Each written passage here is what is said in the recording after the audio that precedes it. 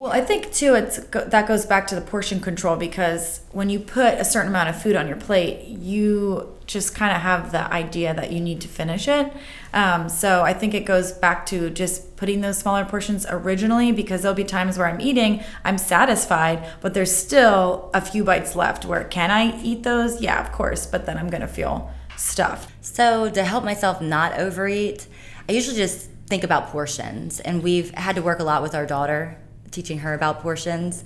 So it's kind of practice what you preach thing in our house. So I think that's the main point that I make. How much of that salad do you think you're going to eat? Probably like half of what's left. Are you going to eat those 2 shrimp? Those are for you. Say those for you.